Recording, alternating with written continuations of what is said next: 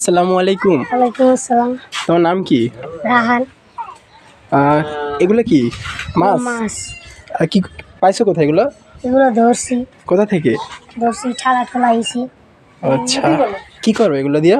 এটাগুলো দিয়ে বেচছে এবারে বাসায় নিয়ে বাজার টাজার।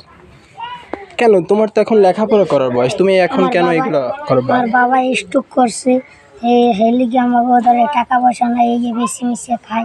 বাবা কি করেছে, স্টক? স্ট্রোক করছে। আচ্ছা, কতদিন যাবত?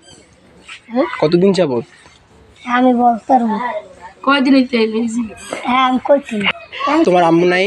আমার আম্মু আছে, সে কি করে? মানুষের বাসায় কাজ করে মানুষের বাসায়?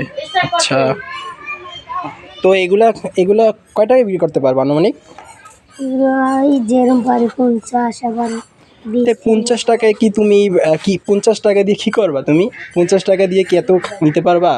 বাজারের যে দাম, তুমি 50 টাকায় তুমি কি হবে? যে নিতে পারি। বাস্তবতা কতটা কঠিন হইতে পারে ওই এই বয়সে, মানে ভাবলেই অবাক লাগে যে ওই এই বয়সে এইখান থেকে ওইখান থেকে মাছ ধইরা সেই মাছ এইখানে ওইখানে।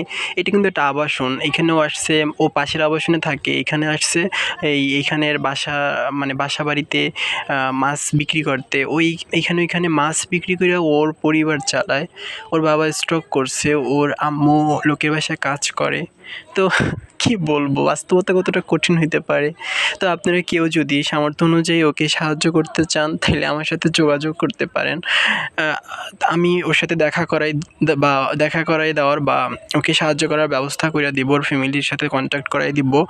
তো আমার জন্য সবাই দোয়া করবেন, আমি যেন একদিন ওদের পাশে দাঁড়াতে পারি। আর এটা আমার ফার্স্ট ভিডিও ছিল, সবাই সাপোর্ট করবেন, দোয়া করবেন। আল্লাহ হাফেজ।